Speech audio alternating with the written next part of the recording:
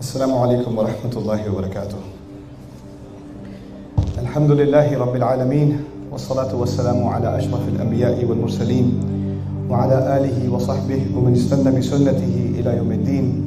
اللهم اجعلنا منهم ومن الذين آمنوا وعملوا الصالحات وتواصوا بالحق وتواصوا بالصبر. آمين يا رب العالمين.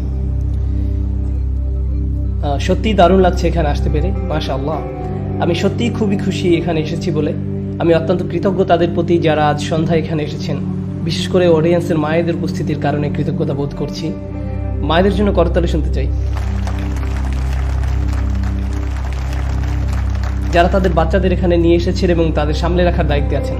আমি জানি ওই লোকগুলো আপনাদের কোনো বিশেষ সাহায্য করবে না। আমি আরও কৃতজ্ঞ সেসব মায়েদের প্রতি যারা তাদের দুরন্ত সন্তানদেরকে নিয়ে এসেছেন। যেমন ওখানে ওই বাচ্চাটার মতো যে আমার সাথে কর্মর্দন করেছিল আর তারপর আমার আঙুল নিয়ে পালিয়ে যেতে যাচ্ছিল। 10 মিনিট যাবৎ সে আমাকে ছাড়েনি, কিন্তু আমি তারপরও কৃতজ্ঞ, আলহামদুলিল্লাহ। কারণ আমি জানি কতটা কঠিন, বিশেষ করে মায়েদের জন্য এই ধরনের প্রোগ্রামে অংশ নেওয়া। বেশি রাত করে বের হওয়া মোটেই সহজ কাজ নয়। এর মানে আজকে রাতে তাদের বেশ কষ্ট হবে, কারণ বাচ্চারা ঘরে ফেরত যাওয়ার সময় খিটখিটে মেজাজ দেখাবে, তখন তাদের ঘুম পাড়ানো সহজ হবে না। আর এত কষ্ট সহ্য করবেন কারণ আপনারা কোরআন সম্পর্কে কিছু শুনতে চাইছেন। এখানে আমার কোনো ভূমিকা নেই, সে ব্যাপারে আমি স্পষ্ট ধারণা রাখি। আমাদের সকলের মাঝে যা ভালোবাসা সৃষ্টি করে দিয়েছে, আমাদের হৃদয়ে যা ভালোবাসা এনে দিয়েছে, তা হচ্ছে প্রকৃতপক্ষে স্বয়ং আল্লাহ সুবহানাহু ওয়া তাআলার বাণী। আল্লাহর বাণীর এই ক্ষমতা আছে, আর আমি মাঝে মাঝে সেই ভালোবাসার স্বাদ পাই। এমন মানুষ আমি যাদের আগে কখনো দেখিনি, অথচ তাদের চোখে মুখে আমি আমার প্রতি ভালোবাসার স্পষ্ট দেখতে পাই।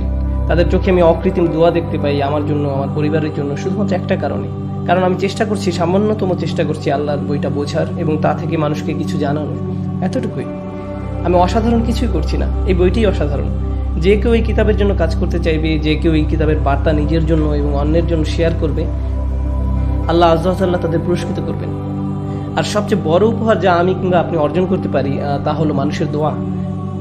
যখন মানুষ আপনার জন্য দোয়া করে, আপনি এর চেয়ে মূল্যবান আর কিছুই অর্জন করতে পারবেন না। এখন আমি আজকে একটা গল্প বলে শুরু করতে চাই। এটা একটা জটিল বিষয়। আমি একটা গল্প দিয়ে শুরু করব, আর গল্পটা আসলে আমার নিজের আর কিছু ধারণা যা কোরআন সম্পর্কে আমি পোষণ করতাম। আমি মুসলিম ঘরেই জন্ম নিয়েছিলাম। আপনারা অনেকেই আমার কাহিনী জানেন। মুসলিম ঘরে জন্ম নিয়েছিলাম আমি, তবে একেবারেই গতানুগতিক পাকিস্তানি মুসলিম ঘরে জন্মেছিলাম, যার অর্থ হলো আমরা ধর্মকে খুব একটা গুরুত্ব দিয়ে দেখিনি। আমি কখনো আরবি শিখিনি, কখনো তাজবিদ শিখিনি, কখনো কুরআন মুখস্থ করার ব্যাপারে অধ্যাবসায় করিনি। আমার ছোটবেলায় কিছু সূরা মুখস্থ করেছিলাম, এতটুকুই। আমার প্রাথমিক স্কুলিং আসলে সৌদিতে হয়েছিল, তবে আমি জন্মগ্রহণ করেছিলাম জার্মানিতে, তাই আমার কিন্ডারগার্টেন স্কুল ছিল জার্মানিতে, জার্মান ভাষায়। আমি তখন কোনো ভাষা পারতাম না জার্মান ভাষা ছাড়া।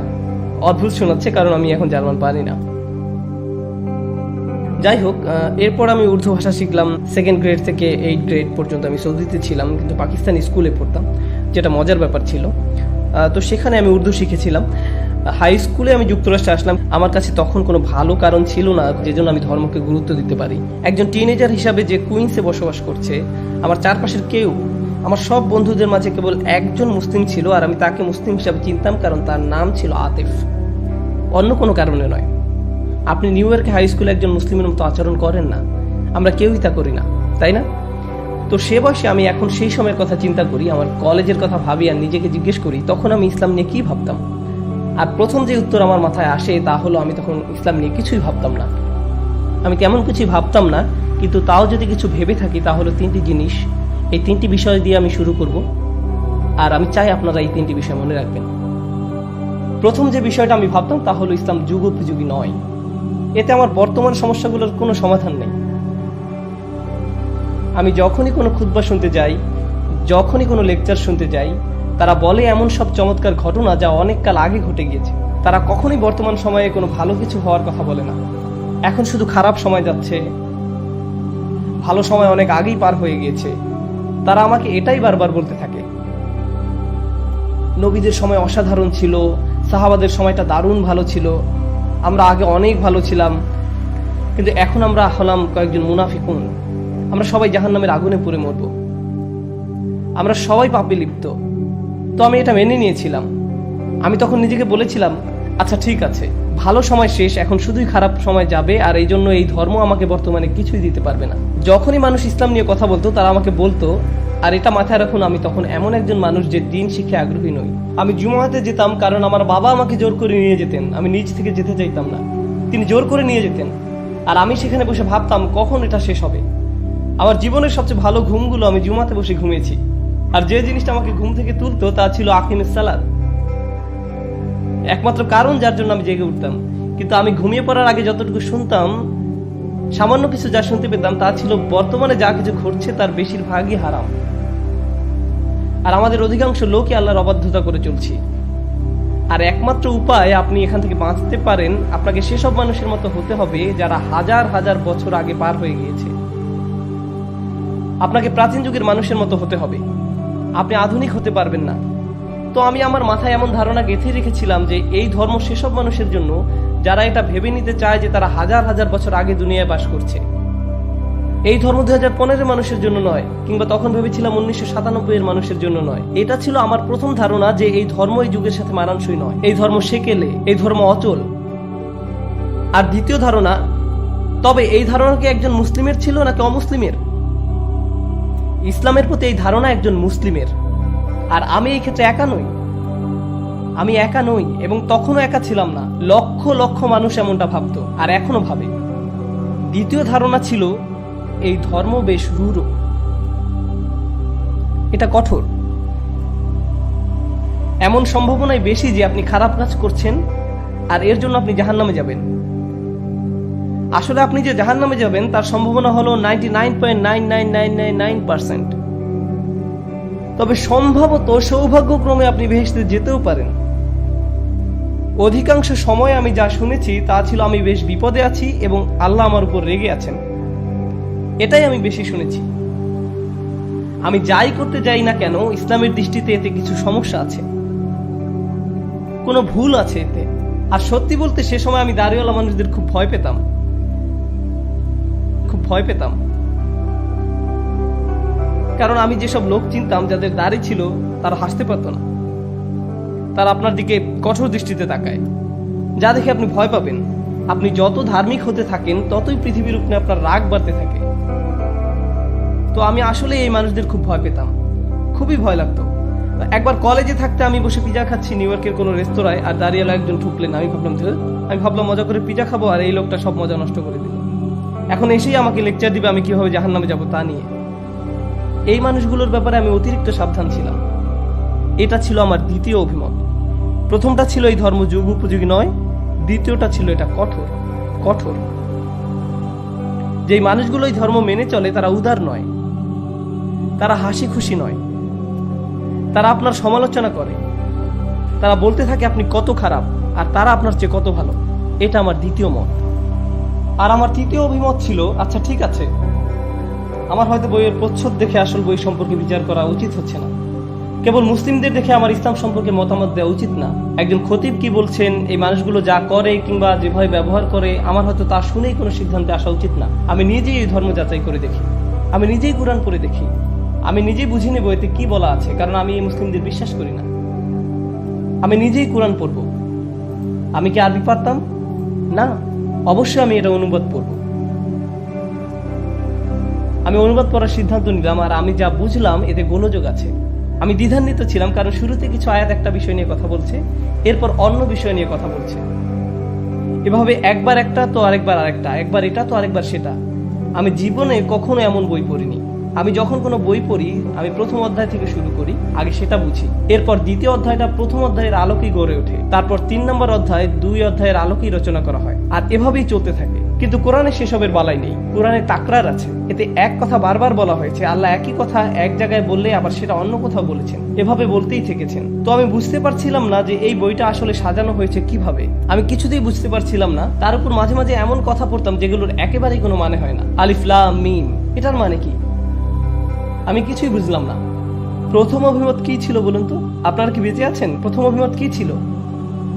এটা যুগ উপযোগী নয়। দ্বিতীয় অভিমত, এটা কঠোর। আর 3 নম্বরটা ছিল দুইটার মিশ্রণে। এটা বিভ্রান্তিকর এবং আকর্ষণীয় নয়। কুরআন নিয়ে এত বাড়াবাড়ি করার কি আছে? আমি কোরআন পড়েছি, কিন্তু এতে এত অভিভূত হওয়ার মতো কোনো কারণ দেখি না। এই বইটি কি করে আকর্ষণীয় হলো? এখন আপনার যদি এই 3টে অভিমত থাকে ইসলামের ব্যাপারে, তাহলে এই 3টে অভিমতই প্রয়োজনের চেয়ে বেশি ইসলামের যে কোনো বিষয়ে অনীহা দেখানোর ক্ষেত্রে, প্রয়োজনের চেয়েও বেশি। আমি অনেক মানুষের দেখা পেয়েছি সারা দুনিয়া জুড়ে যাদের হুবহু এই 3টা অভিমত রয়েছে, হুবহু এই 3টা অভিমত রয়েছে, হুবহু এক। তারা বলে আমি ধর্মের সাথে কোনো সম্পর্ক রাখতে চাই না, কারণ এটা রূঢ়, এটা সেকেলে। আমি এই নবীদের কাহিনী জেনে কি করব? এসব কত আগের ঘটনা, এখন আমরা 2015-তে বাস করছি। এক লোক আমাকে বলেছিল যদি কোরআন এই সময় নাজিল হতো তাহলে এটা ভিন্ন হতো, এটা আমাদের সময়ের সঙ্গে সামঞ্জস্যপূর্ণ হতো। এটা যেহেতু আগের কথা বলছে, তাই এটা আগের যুগের জন্য উপযুক্ত, আসাতিরুল আউয়ালিন, প্রাচীন কাহিনী। কিন্তু এখন আমাদের জীবন আমাদের মতো করে যাপন করতে হবে, আমাদের অগ্রগামী চিন্তা করতে হবে, আমাদের সেকেলে চিন্তা করলে চলবে না। তাদের ধারণা ইসলামের দৃষ্টিতে চিন্তা ভাবনা করার অর্থ হলো পশ্চাৎগামী ধ্যান ধারণা।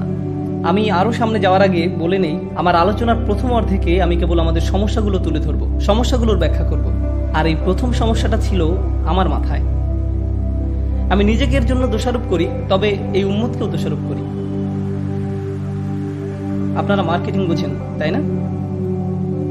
আপনি যদি কিটক্যাট পছন্দ করেন, কারণ আমি নিজে কিটক্যাট খুব ভালোবাসি, কিটক্যাট মার্কেটিং এর ক্ষেত্রে খুবই ভালো কাজ করেছে, তাই না? এমনকি আপনি হয়তো কিটক্যাট খাননি, কিন্তু যখন আপনি অবসর সময়ের কথা ভাবছেন, আপনি কিটক্যাটের কথা ভাবছেন, সাথে সাথে এটার কথা মাথায় আসে। তারা তাদের পণ্যের ভালো মার্কেটিং করেছে। ইসলাম, মুসলিমরা, এই উম্মত তাদের নিজেদের কাছে ইসলামের ভালো মার্কেটিং করতে পারেনি। যদি মুসলিমরা কিংবা মুসলিম অথবা একজন মুসলিমা নিজেই একটা নেতিবাচক অভিমত নিয়ে বসে থাকে ইসলামের ব্যাপারে, তার মানে ইসলামকে আমরা ভালোভাবে তাদের কাছে উপস্থাপন করতে পারিনি। এর মানে এটাই দাঁড়ায় যে কিছু একটার অভাব রয়েছে, কিছু একটা ক্ষেত্রে খুব ভুল হচ্ছে। এবার আসুন সমস্যাটি নিয়ে আরো গভীরভাবে ভাবি। পরবর্তী অংশে যাওয়ার আগে বলতে চাই, আমি যা কিছু বলেছি এর সব আসলে সূরা নাহলের একটি আয়াত থেকে অনুপ্রাণিত। আল্লাহ সুবহানাহু ওয়া তাআলা বলছেন, উদউ ইলা সাবিলি রাব্বিকা বিল হিকমা ওয়াল মাউইযাতিল হাসানা ওয়াজাদিলহুম বিল্লাতী হিয়া আহসান। আল্লাহ বলছেন, মানুষকে ডাকো, তাদের আমন্ত্রণ জানাও তোমার রবের পথে। আমি আজকে এই আয়াতটির ব্যাখ্যা করব, আর আমার অনেক সময় লাগবে। আমি আগে আপনাদের বলে দিচ্ছি, আমি আপনাদের বলতে যাব না, মাত্র 5 মিনিট আছে, সেসব ভুলে যান। আজকে লম্বা সময় নিব, আমি আগেই জানিয়ে দিলাম। সবাই যাতে মানসিকভাবে প্রস্তুত থাকেন, কেউ যাতে না ভাবেন যে ও 9টা বেজে গেছে, বোধহয় তাড়াতাড়ি ছেড়ে দিবে। না না, আমি সংক্ষেপ করব না, আমি আজকে সংক্ষেপ করব না, এটা দীর্ঘ এবং একঘেয়ে হবে। তো তিনি বলছেন, তোমার রবের দিকে ডাকতে থাকো হিকমার সহিত। কেউ কি জানেন হিকমা মানে কি? জানলে জোরে বলুন, একটা হিন্ট দিচ্ছি। প্রজ্ঞা, সাবাস। হিকমা অর্থ হলো প্রজ্ঞা। আমি আজকে যে ব্যাপারে তর্ক করতে চাই তা হলো, অধিকাংশ সময় আমরা ইসলামের ব্যাপারে প্রজ্ঞা ছাড়াই কথা বলি। আর আমরা যখন প্রজ্ঞার ব্যবহার করি না, মানুষকে ইসলামের দিকে আনার পরিবর্তে আমরা কি করি? তাদেরকে ইসলাম থেকে দূরে সরিয়ে দিই। আর আপনি প্রজ্ঞার সহিত তখনই মানুষকে আল্লাহর পথে ডাকতে পারবেন যখন আপনি তাদেরকে সেই পন্থায় ডাকবেন যেভাবে আল্লাহর বইয়ে তাদেরকে ডাকা হয়েছে। কিন্তু আমার মতে আমরা সেই পন্থা অবলম্বন করি না যা আল্লাহর কিতাব দ্বারা নির্ধারিত।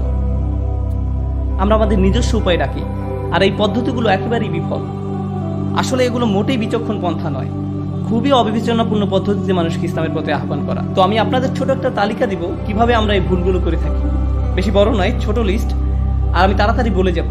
কিন্তু আমি যখন বলতে থাকবো, আমি চাই আপনারা সেসব খুতবা শুনেছেন, লেকচার শুনেছেন, ডিনার টেবিলে বসে যেসব ইসলামিক আলোচনা করেছেন, ইসলামের ব্যাপারে আপনাদের যেসব কথা হয় যে কোনো ক্লাসে কিংবা কোনো কোর্সে করতে গিয়ে, সেগুলোর কথা ভাবতে থাকবেন। আর খেয়াল করুন এমন কিছু শুনেছেন কিনা যা আপনাকে এসবের কথা মনে করিয়ে দেয়।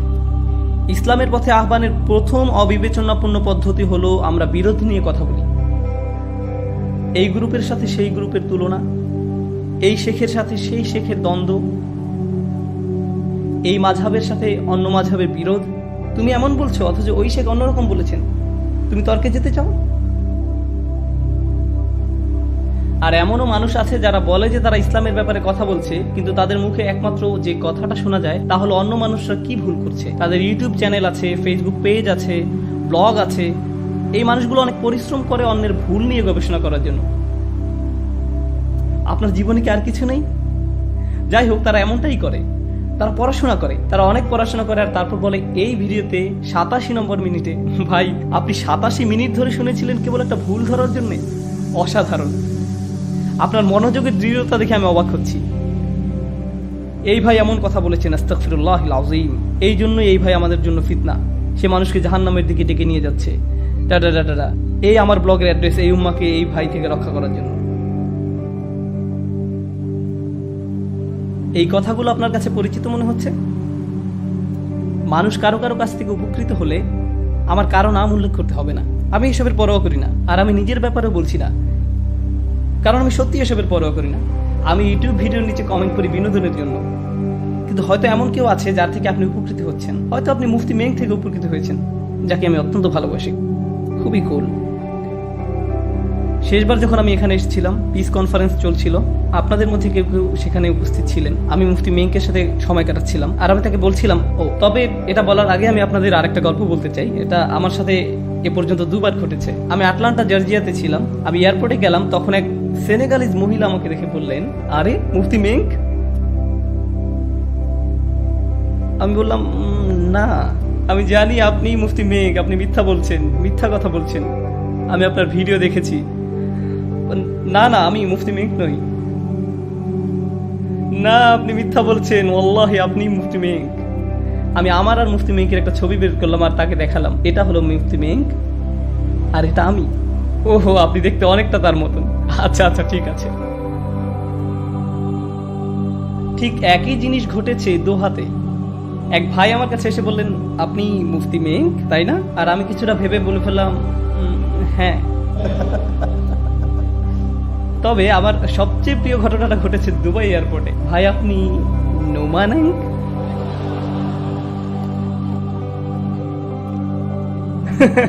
খুবই ভালো প্রশ্ন ছিল। হ্যাঁ, খুবই ভালো প্রশ্ন ছিল।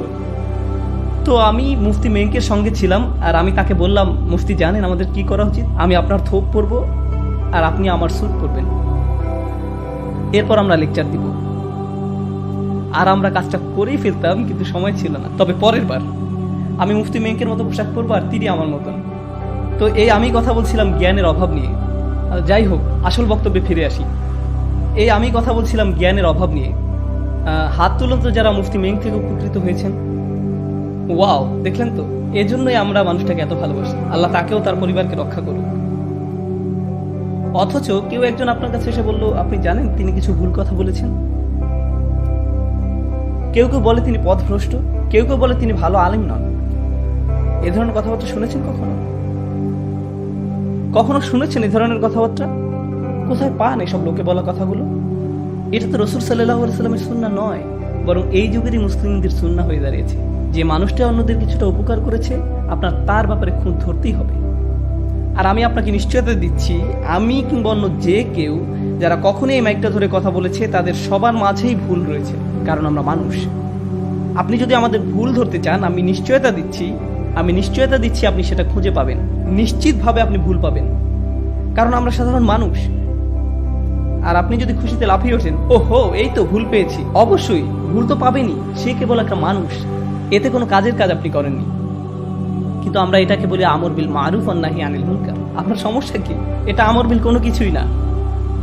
এর মানে হলো আপনার হাতে অনেক অবসর সময় আছে, আর আপনি জানেন না সময়টাকে কিভাবে ভালো কাজে লাগাতে হয়। মানুষের ভুল নিয়ে গবেষণা না করে নিজের আম্মুকে রান্না করতে সাহায্য করুন, নিজের ঘরটা পরিষ্কার করুন। কখনো নিজের মোজার গন্ধ শুকে দেখেছেন? সেগুলো পরিষ্কার করুন। জীবনে ভালো কিছু করুন, এসব না করে। এসব করে আপনি কারো উপকার করছেন না। এটা ছিল প্রথম অবিবেচকের মতো আলোচনা। আর এতে করে মুসলিমদের কত শক্তি অপচয় হয়,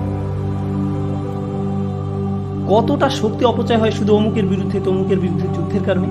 কত শক্তি অপচয় হয়, অদ্ভুত। আর দ্বিতীয়ত, যে বিষাক্ত আলোচনা হয়, আমি একে জ্ঞানগর্ভ আলোচনা বলি না, এগুলো ইসলামের সম্বন্ধে বিষাক্ত আলোচনা। আর এই দ্বিতীয় ধরনের আলোচনা হয় যখন মানুষ নিজেরাই অন্যের বিচার করা শুরু করে। তারা আল্লাহর চেয়েও কঠোরভাবে আপনার বিচার করতে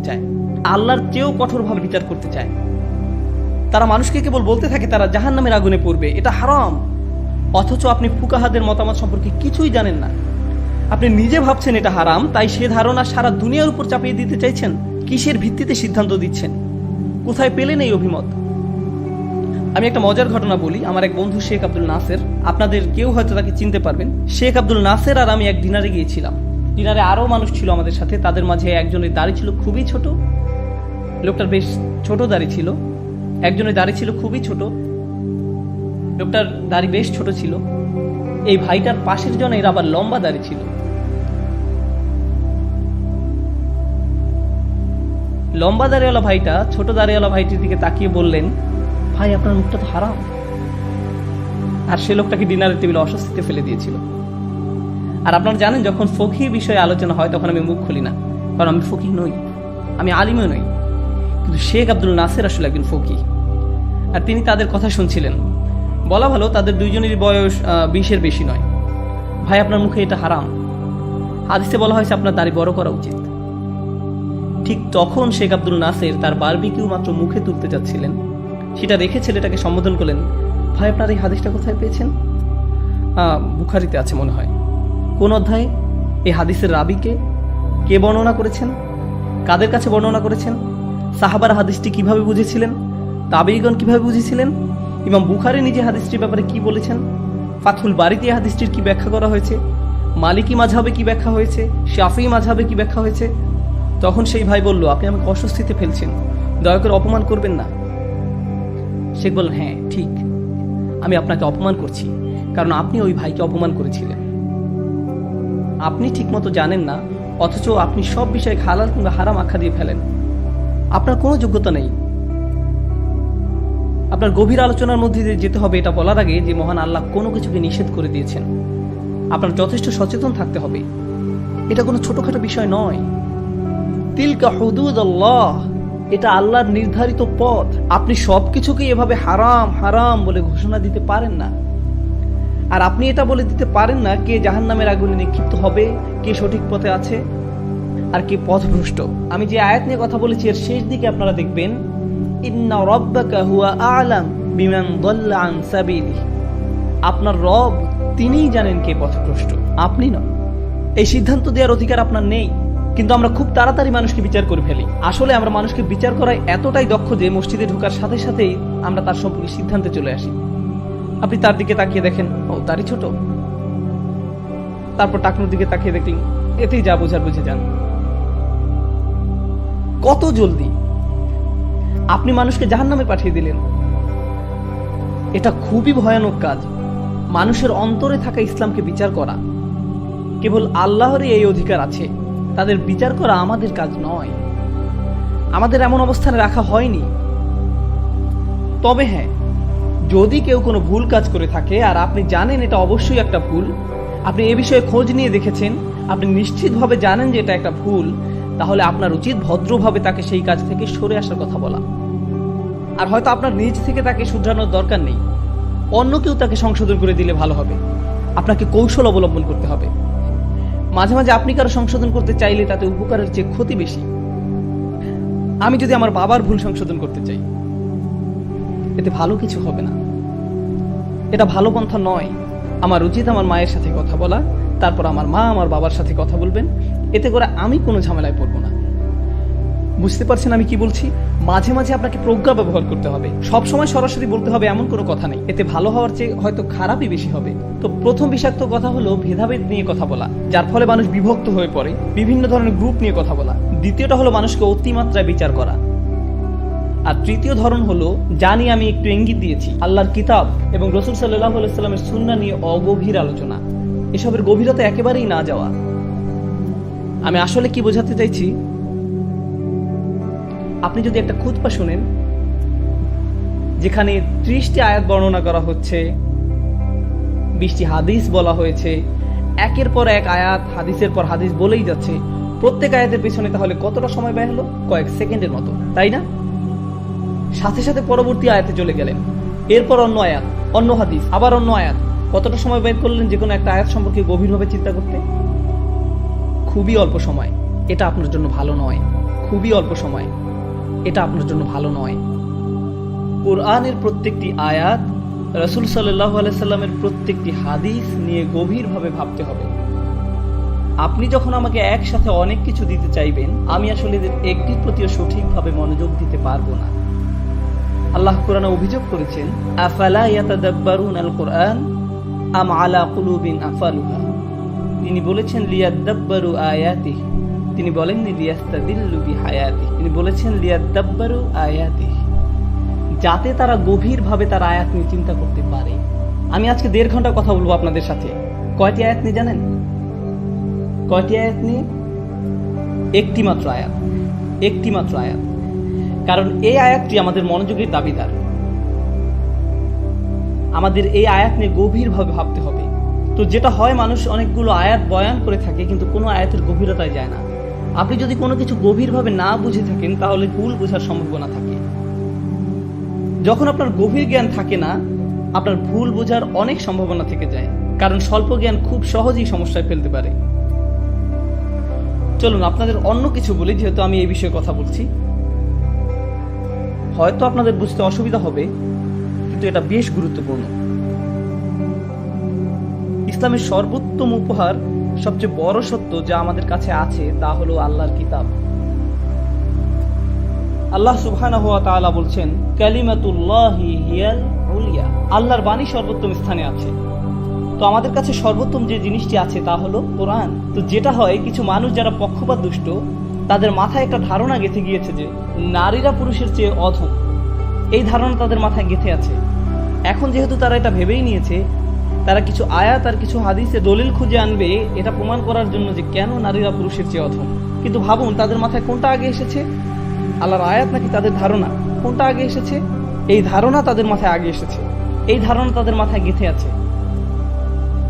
পরবর্তীতে তারা এসব আয়াত ব্যবহার করে তাদের ধারণাকে প্রমাণ করতে চেয়েছে। এটা সঠিক পন্থা নয়। আমরা আল্লাহর কিতাবে মনোনিবেশ করার আগে নিজ থেকে কোন ধারণা পোষণ করব না। আল্লাহর কিতাবই বলে দিবে কিভাবে ভাবতে হবে। আমরা আগেই সিদ্ধান্ত নিব না কিভাবে আল্লাহর বই কিনে চিন্তা করতে হবে। বুঝতে পারছেন? এতে পক্ষপাতিত্ব হয়। যখন আপনি আগেই কোনো বিষয়ে সিদ্ধান্ত নিয়ে ফেলেছেন আর মাঝে মাঝে এসব মাত্রা ছাড়িয়ে যায়। কিছু মানুষ বলে সকল মুসলিমকে হত্যা করতে হবে। আমি প্রমাণ করে দেখাচ্ছি। তারা আপনাকে 100টা হাদিস, 50টা আয়াত দেখাবে, আর তারা এটা খুব সহজেই করতে পারবে, খুব সহজে। আমি এমনটা হতে দেখেছি। এতে সমস্যা কি হয়? তাদের এই সমস্ত কথা হয়তো কোনো 19 বছরের তরুণ শুনছে আর ভাবছে তার কাছে এতগুলো যুক্তি দলিল রয়েছে, কতগুলো আয়াত দেখিয়েছেন, হাদিস দেখিয়েছেন, সে নিশ্চয়ই সত্যি কথা বলছে, কারণ এগুলো তো আল্লাহর বইতে লেখা আছে। না, বাদর কোথাকার, তার সিদ্ধান্ত প্রথমেই নেওয়া হয়ে গিয়েছিল, আর এ নিয়ে গবেষণা হয়েছিল পরে। বিজ্ঞানের যে কোনো বিষয় নিয়ে কোন কাজটা প্রথমে করতে হয়? সিদ্ধান্ত নাকি গবেষণা? প্রথমে গবেষণা করা হয়, তারপর সেই গবেষণার উপর ভিত্তি করে সিদ্ধান্ত গ্রহণ করা হয়। কিন্তু তারা ঠিক এর বিপরীত কাজটা করে থাকে। তো শুনে হয়তো মনে হতে পারে খুবই ইসলামিক একটা লেকচার হচ্ছে, কারণ অনেক আয়াত আর অনেক হাদিসের কথা বলা হচ্ছে। কিন্তু আসলে এই নীতি একেবারেই ইসলাম বহির্ভূত। কারণ তারা পক্ষপাতিত্ব করছে, তাদের নিজস্ব মতামতকে তারা সবচেয়ে গুরুত্ব দিচ্ছে, আর সেই ধারণার ভিত্তিতে সবকিছু উপস্থাপন করছে। সুবহানাল্লাহ। আর মুসলিমরা খুব সহজেই তাদের শিকারে পরিণত হচ্ছে। তারা ধরেই না ইসলামে বোধহয় এমনটাই বলা হয়েছে। আমরা বর্তমানে যা শুনি, দুর্ভাগ্যবশত আল্লাহর কিতাবের নামে আমরা এখন যা শুনতে পাই তা সত্যিকার অর্থে এই কিতাবের প্রতি অপমানজনক, সত্যি অপমানজনক। একেবারে বিপরীত অর্থটা মানুষের কাছে তুলে ধরা হচ্ছে। এখন আর অল্প কিছু বিষয় যা আপনাদের সাথে শেয়ার করতে চাচ্ছি, তা হলো স্বাতন্ত্র্যবাদ। আমি জানি একটি কঠিন শব্দ বলে ফেলেছি, আপনাদের বোঝার জন্য সহজ করে দিচ্ছি। এগুলো হলো ইসলাম সম্পর্কে বিচ্ছিন্ন আলোচনা। ভেবে দেখুন তো, এই ধরনের আলোচনা আপনারা কোথাও শুনেছেন আগে? সেসব আলোচনা যা মানুষের মাঝে বিভক্তি সৃষ্টি করে, এমন আলোচনা যেখানে মানুষ একে অন্যের সমালোচনা করে, এমন আলোচনা যেখানে মানুষ আগেই কিছু একটা ভেবে নিয়েছে আর পরে সেটা প্রমাণের জন্য অনেক আয়াত বলে যাচ্ছে। শুনেছেন এই ধরনের কথাবার্তা? মুসলিম সমাজের এই দুর্বলতার সুযোগ নেওয়া হচ্ছে, আর এটা বন্ধ হওয়া দরকার, বন্ধ হওয়া দরকার। তো আর একটা মাত্র বিষয় যা নিয়ে কথা বলতে চাই তা হলো স্বাতন্ত্র্যবাদ। এর মানে হলো তারা আপনাকে বলবে যারা সত্যের উপর প্রতিষ্ঠিত তারা কেবল আমরাই। তুমি যদি সুরক্ষিত থাকতে চাও তাহলে অন্য কারো কথা শুনতে যেও না, কারণ তুমি যদি তাদের কথা শোনো তাহলে তুমি পথভ্রষ্ট হয়ে পড়বে। তুমি তো জান্নাতে যেতে চাও, তাই না? জান্নাতে যাওয়ার একমাত্র পথ হলো তোমাকে আমাদের হালাকায় লেগে থাকতে হবে। তুমি শুধু আমার কথাই শুনবে, কারণ অন্য যারা আছে তারা পথভ্রষ্ট। আর এই মানুষগুলোর কাছে প্রত্যেক সপ্তাহে পথভ্রষ্ট আলেমদের নতুন তৈরি লিস্ট পাওয়া যায়। নিজেকে যদি বাঁচাতে চাও তাহলে শুধু আমাদের কথাই শুনবে। আর জানেন যারা কেবল তাদের কথা শোনে, তারা নিজেকে অন্যদের থেকে গুটিয়ে ফেলে, তারা নিজেদের পরিবারের কাছ থেকে দূরে সরে আসে, তারা তাদের পরিবারের কথা আর শুনতে চায় না। আমার বাবা মা আমার শেখের কথা শোনেন না, তাই আমি তাদের সাথে আর সম্পর্ক রাখতে চাই না। আমি পরিবারের সাথে সংযুক্ত থাকতে চাই না, কারণ তারা সত্যের উপর প্রতিষ্ঠিত নয়। এখানে দিনের অপব্যবহার করা হয়, আর এর মাধ্যমে এই মানুষদের নিজস্ব পরিবার, নিজস্ব কমিউনিটি, নিজস্ব সমাজ থেকে দূরে সরিয়ে দেওয়া হয়। আমি যুক্তরাষ্ট্রে থাকি, আর সেখানে এমন কিছু বিচ্ছিন্ন কমিউনিটি আছে। জানেন সেখানে তারা কি শেখায়? তারা শেখায় সকল অমুসলিম হলো কুফফার, তারা অপবিত্র, তারা খারাপ লোক, তাদের সাথে সম্পর্ক রেখো না। তুমি যদি তাদের সাথে সম্পর্ক রাখো, তাদের বন্ধু হও, যদি তাদের সাথে ভালোভাবে কথা বলো, যদি তাদের সাথে ব্যবসা করো, তাহলে তারা তোমার জন্য ফিতনা, তারা তোমাকে দিন থেকে দূরে সরিয়ে দিবে এবং তারা তোমাকে কাফির বানিয়ে ফেলবে। তাই তাদের থেকে দূরে থাকো। তো সেখানে এমন মসজিদ আছে আমেরিকাতে, চিন্তা করুন, আমেরিকাতে এমন মসজিদ আছে 40 বছর ধরে, যে মসজিদের প্রতিবেশীরা হলো অমুসলিম, এবং এটা যে মসজিদ সেই ব্যাপারে তাদের কোনো ধারণাই নেই, কারণ সেই মসজিদের লোকেরা বলতো এরা ফিতনা, এরা কুফার। কোথা থেকে পেয়েছেন এসব?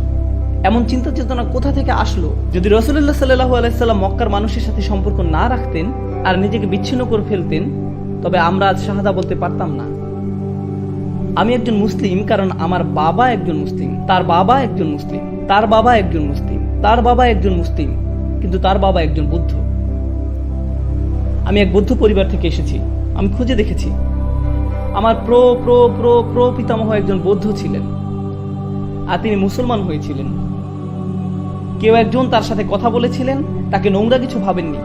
কেউ তাকে সৌজন্য বোধ দেখিয়েছিলেন, তাকে কেউ একজন মানুষের মর্যাদা দিয়েছিলেন, কেউ তাকে ভালোবাসা এবং সম্মান দেখিয়েছিল। এখানে হোটেলে আমি এলিভেটরে ছিলাম, আর এক ছেলে, কি যেন নাম তার, ঋত্বিক, খুব কঠিন উচ্চারণ, হ দিয়ে শুরু হয়, ঋত্বিক। জানা কথা এটা কোনো মুসলিম নাম নয়, কিন্তু যেটা হয় আপনারা নেম প্লেটে নামটা পড়েন আর ভাবেন মুহাম্মদ লেখা আছে, তার মানে মুসলিম, আসসালামু আলাইকুম, কিন্তু হিন্দু নাম দেখলে বলেন থু। না, এমনটা উচিত নয়। আমি বললাম, ঋত্বিক কি খবর আপনার? ভালো স্যার। কতদিন হলো কাজ করছেন? 4 মাস স্যার। চাকরি করতে কেমন লাগছে? খুব কঠিন। জানি, আসলেই খুব কঠিন।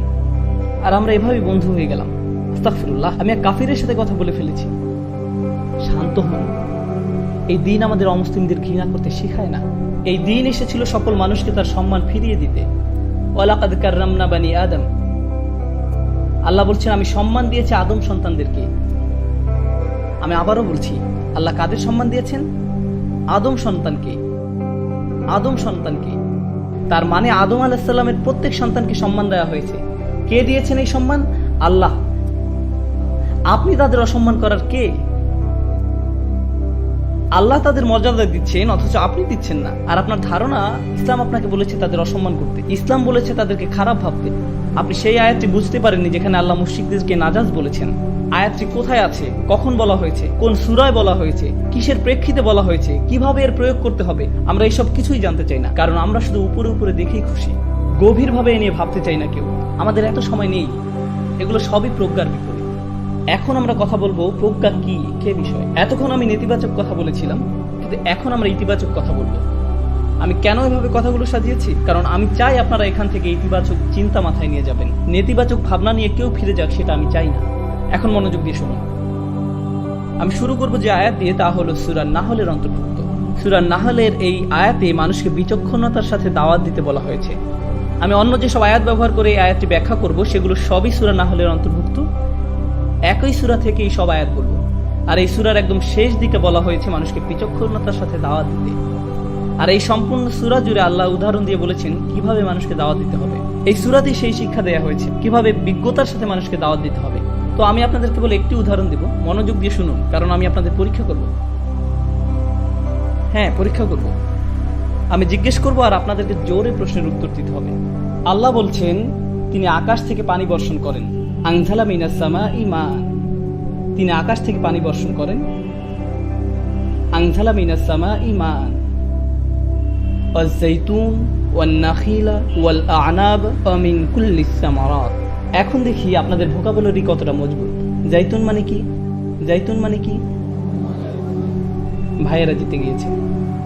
ওয়ান নাখিল, খেজুর, ভাইদের পয়েন্ট 2, বোনদের 0। আল আনাব, আঙুর, বোনেরা বসেছেন।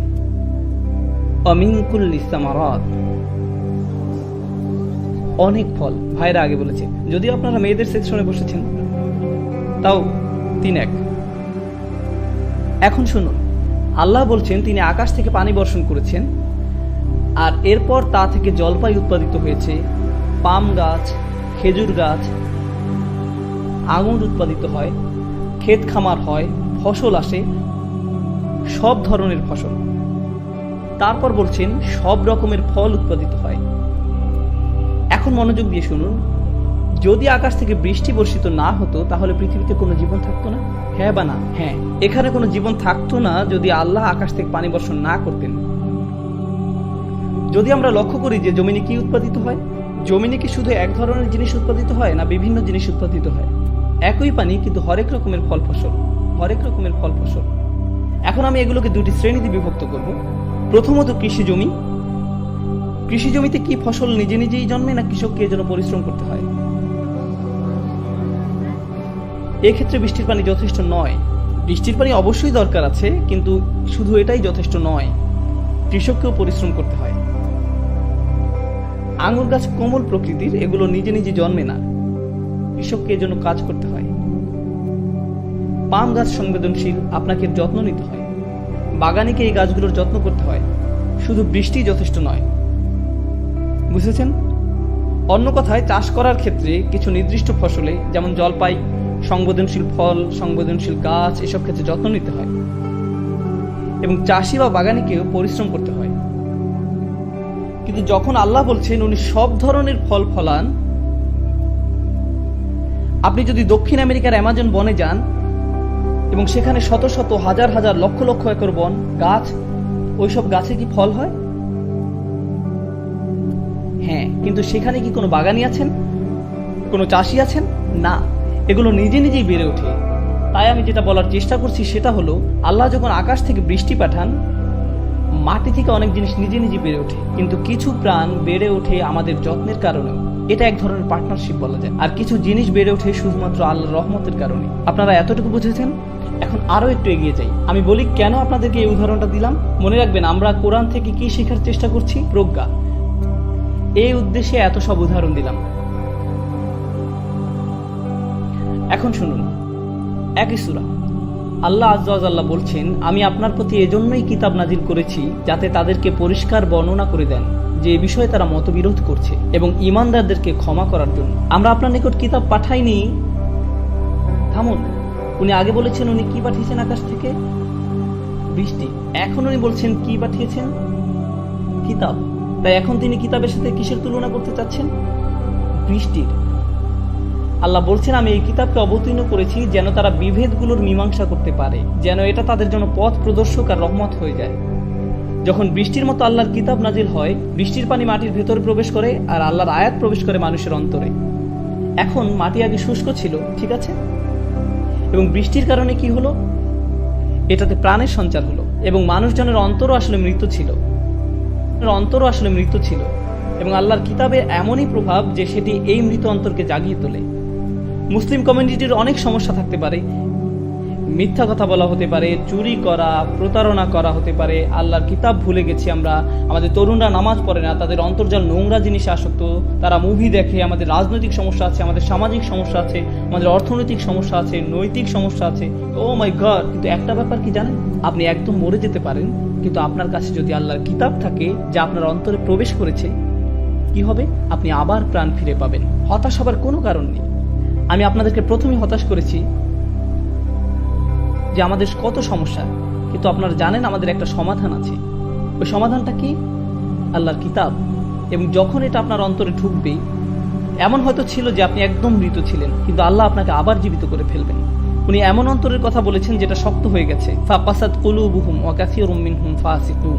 তাদের অন্তর শক্ত হয়ে গেছে আর তাদের অনেকেই ফাসিক হয়ে গেছে। তার ঠিক পরের আয়াতে আল্লাহ বলছেন, ইয়ালামু আন্নাল্লাহা ইউহিল আরদা বা'দা মাউতিহা। তোমাদের জানা উচিত আল্লাহ মৃত ভূমিতেও প্রাণ ফিরিয়ে আনেন। আল্লাহ এই মৃত উম্মার মাঝেও প্রাণ সঞ্চার করবেন, আপনাকে শুধু পানি দিতে হবে। আর এই উম্মার জন্য পানি কি? তা হলো কোরআন। আর এই উম্মার মাঝে যদি প্রাণ ফেরত না আসে, এর অর্থ হচ্ছে আমরা সঠিকভাবে পানি দিচ্ছি না। এটা তাই মানে আমি আপনাদেরকে আগেই বলেছি, যখন বৃষ্টি পড়ে তখন কয় ধরনের গাছ হয় তা থেকে 2। এক ধরনের গাছের জন্য আপনাকেও কাজ করতে হবে, মনে আছে? এবং অনেক ধরনের গুলো কেমন হয়, নিজে নিজেই। জঙ্গলের মাঝখানে একটা আপেল, জঙ্গলের মাঝখানে একটা কমলা, এরা নিজে নিজেই হয়েছে, আমাদের সেখানে কিছু করার নেই। ঠিক একইভাবে এমনকি আজকের দিনেও এমন লোক আছে যারা ইসলাম গ্রহণ করেছে, কিন্তু আপনি তাদেরকে কোনো দাওয়াত দেননি, আপনি কোনো চেষ্টা করেননি, আপনি কিছুই করেননি। আল্লাহ শুধু তাদের অন্তরে পানি দিয়েছেন এবং তারা নিজে নিজে ইসলাম এসেছে, নিজে নিজে ইসলাম এসেছে। এটা এখনকার সময়ও হয় এরকম নাকি না? ঠিক জঙ্গলের মাঝে যেভাবে ফল জন্মে সেরকম, কোনো মানুষ্য চেষ্টা ছাড়াই, শুধুমাত্র আল্লাহর ইচ্ছার দ্বারা। এমন অনেক লোক আছে যারা শুধুমাত্র ইসলাম গ্রহণ করেছে আল্লাহর ইচ্ছায়। আমি চমৎকৃত হয়ে যাই, হতভম্ব হয়ে যাই, কখনো কখনো কোনো ইমেল দেখে, কখনো কোনো আলোচনা থেকে আমি মাঝে মাঝে শকড হয়ে যাই। এখন আমার মাথা বেঁধে যাচ্ছে, আমি ফিরছিলাম আমার পরিবারের সাথে এক এয়ারপোর্টে, এবং সেখানে একজন ফ্লাইট অ্যাটেন্ডেন্ট ছিলেন। এটা ম্যারিল্যান্ডের ঘটনা। ফ্লাইট অ্যাটেন্ডেন্ট হেরে গেল। আপনারা জানেন ওরা কীরকম পোশাক পরে। আমি আমিরাতের ফ্লাইট অ্যাটেন্ডেন্টের কথা বলছি না, আমি বলছি স্পিরিট এয়ারলাইনের মতো আমেরিকান ফ্লাইটের অ্যাটেন্ডেন্টের কথা। সে হেঁটে যাচ্ছিল আর আমাকে বললো, আমি তোমার ভিডিওগুলো দেখেছি, দোয়া করে যেন আমি দ্রুত একজন মুসলিম হয়ে যেতে পারি। আমি ভাবলাম, ওয়াও, এটা কিভাবে ঘটলো? আমি তো তাকে দাওয়াত দিইনি, আমি তো তাকে চিনিও না, আমি তার দিকে কোনো পদক্ষেপ নেইনি। আমি শুধুমাত্র কোরআন নিয়ে পড়াশোনা করেছি আর ইউটিউবে একটি ভিডিও পোস্ট করেছি। বাকি সবকিছু কে করলো তার জন্য? আল্লাহ পাক করেছেন।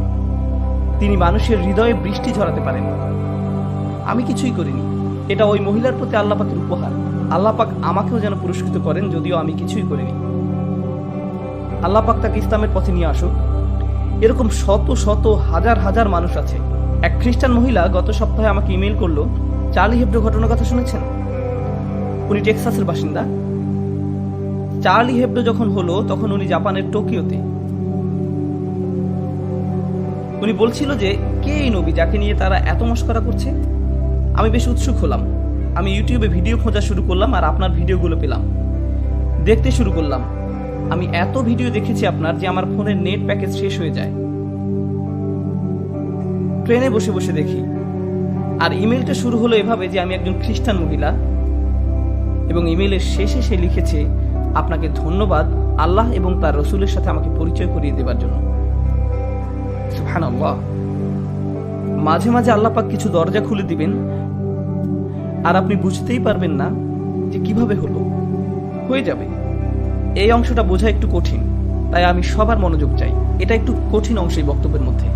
নৃতত্ত্ববিদরা বলে যে মানব জাতিকে বেঁচে থাকতে হলে তাদেরকে চাষাবাদ শিখতে হয়েছিল। বন থেকে খাবার জোগাড় করে মানুষ টিকে থাকতে পারতো না। তাদের অবশ্যই কোনো না কোনো উপায় খুঁজে বের করতে হয়েছে প্রচুর খাবার উৎপাদনের জন্য। আর সবচেয়ে ভালো উপায় হলো কৃষিকাজ। মানুষেরা সভ্য হলো, আর কৃষিকাজ যখন আসলো নগরায়ন আসলো, আর শহর যখন আসলো সভ্যতা আসলো। কিন্তু শুরু হয়েছিল কি দিয়ে?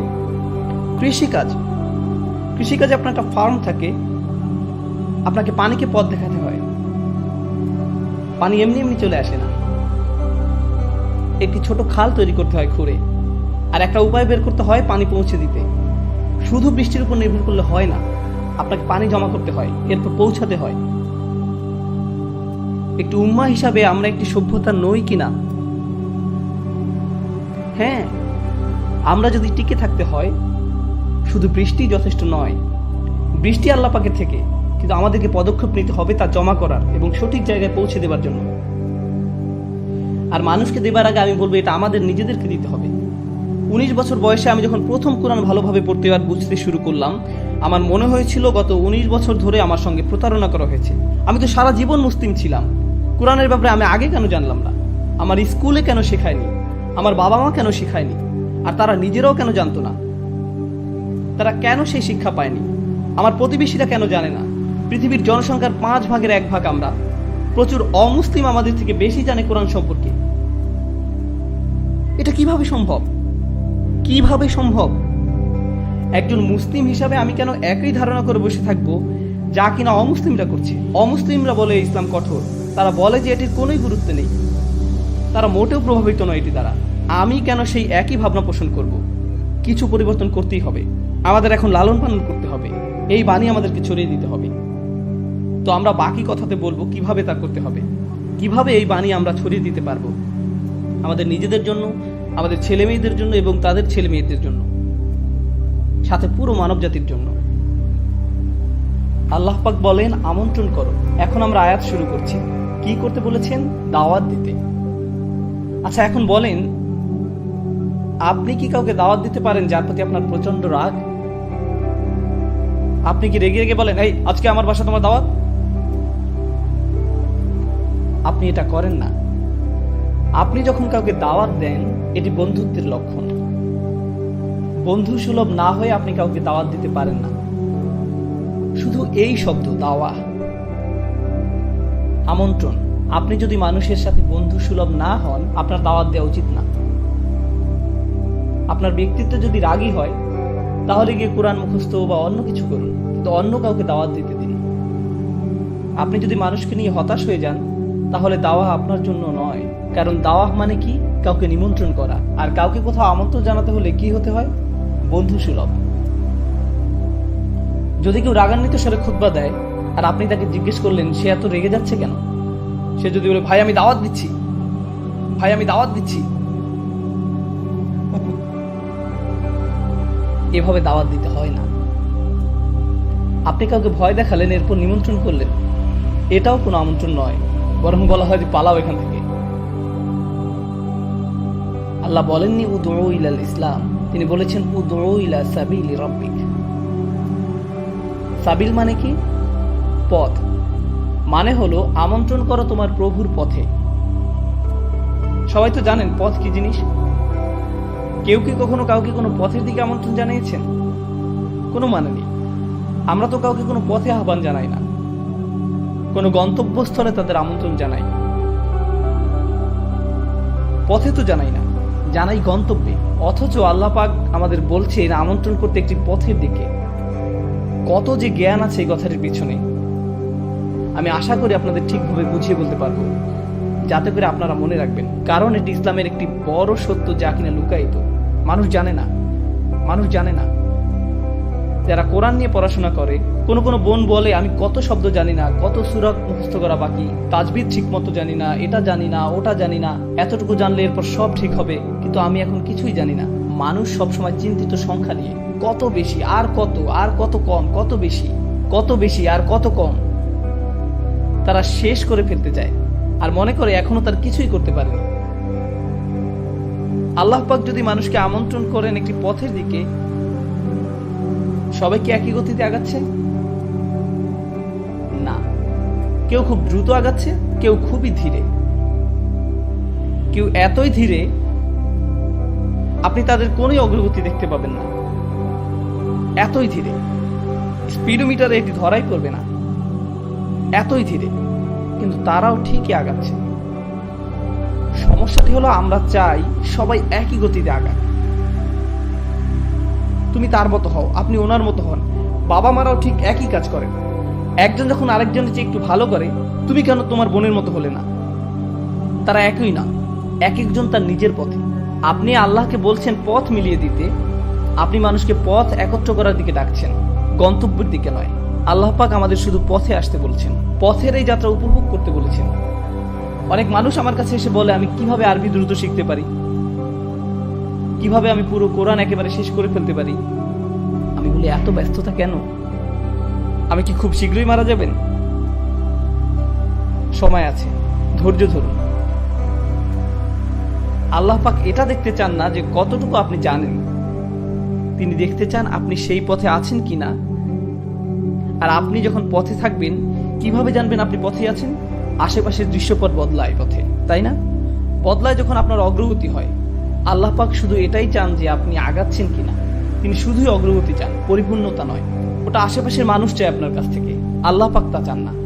আল্লাহ পাক জানেন তিনি কাকে সৃষ্টি করেছেন। তিনি আমাদের বলেন না যে নির্ভুল হয়ে যেতে, তিনি চান আমাদের অগ্রগতি হোক, এতটুকুই তিনি চান। আল্লাহ পাক আমাদের দিনকে সহজ আর সুন্দর করেছেন, আর আমরা সেটাকে কঠোর আর কদর্য বানাই। আমরা মানুষকে ছোট করি কারণ তারা নির্ভুল নয়, আমরা তাদের ছোট করি কারণ তারা এখনো গন্তব্যে পৌঁছায়নি। সাহাবারা সর্বশ্রেষ্ঠ প্রজন্ম ছিলেন, হ্যাঁ, সর্বকালের সর্বশ্রেষ্ঠ প্রজন্ম ছিলেন তারা ইসলামের জন্য মরতেও প্রস্তুত ছিলেন। হ্যাঁ নাকি না? আল্লাহ পাক তাদের আয়াত পাঠিয়েছিলেন মদ্যপান নিয়ে সর্বমোট 3টি স্তরে। তারা এমন ছিলেন যে ইসলামের জন্য তারা মরতেও সদা প্রস্তুত। তবু আল্লাহ পাক প্রথমে বলেছেন মদ্যপানের খারাপ দিকগুলো ভালোর থেকে বেশি। এরপরে বললেন মদ্যপ অবস্থায় নামাজের কাছেও এসো না। এরপর সূরা মায়েদায় নাজিলের সময় অনুযায়ী একেবারে শেষ সূরাগুলোর মধ্যে একটি, সেখানে তিনি বললেন এটি শয়তানের সাহায্যকারী, তোমরা থামাও। তাহলে সাহাবারা যারা কিনা সেরা প্রজন্ম, আল্লাহ পাক তাদের থেকেও আশা করেননি যে তারা সাথে সাথে মদ্যপান ছেড়ে দিবেন। তিনি যদি চাইতেন তিনি একেবারে শুরুতেই এই আয়াত দিতে পারতেন। এখন দেখুন, মদ্যপান শুধু হারাম নয়, বরং এটি খুবই খারাপ অভ্যাস। এখানে পার্থক্য আছে। যেমন শুকর খারাপ কিছু নয়, কিন্তু এটি হারাম। আপনি শুকর দেখে বললেন আস্তাগফিরুল্লাহ, শয়তান। না, এটি শুকর, না খেলেই চলবে। আল্লাহ পাক বানিয়েছেন, এটি খারাপ কিছু নয়। কিন্তু মদ্যপান এটি শুধু হারাম নয়, এটি একটি খারাপ অভ্যাসও বটে। সব সময় এটি শয়তানের সাহায্যকারী ছিল। কুরআন নাজিলের প্রথম বছরেও শয়তানের সাহায্যকারী ছিল, কুরআন নাজিলের 23তম বছরেও এটি শয়তানের সাহায্যকারী ছিল। কিন্তু এটি খারাপ হলেও আল্লাহ পাক সিদ্ধান্ত নিয়েছেন যে সাহাবারা ওই পথে যথেষ্ট আগায়নি, তাই তারা প্রস্তুত নয়, তারা আরেকটু আগাক। তাই প্রথমে বললেন যে খারাপ দিকগুলো ভালোর থেকে বেশি। এরপর আরেকটু আগানোর পর বললেন যে অন্তত ওই অবস্থায় নামাজে এসো না। তারপর একটা সময় পরে তিনি বললেন হ্যাঁ, এখন তোমরা প্রস্তুত, এখন থামো। সর্বশ্রেষ্ঠ প্রজন্মকেও আল্লাহ পাক সময় দিয়েছেন অনেক এই পথে অগ্রসরের জন্য। আর আমরা কি করি? আজকে যদি একজন মদ্যপ ব্যক্তি মসজিদে আসে, একেবারে মদ্যপ, কয়েকটি বিয়ার খেয়েছে সে, বেশ দূরে থেকেও আপনি গন্ধ পাচ্ছেন, এসে ঢুলতে ঢুলতে বললো আমি নামাজ পড়তে চাই, কি করবো আমরা তাকে নিয়ে?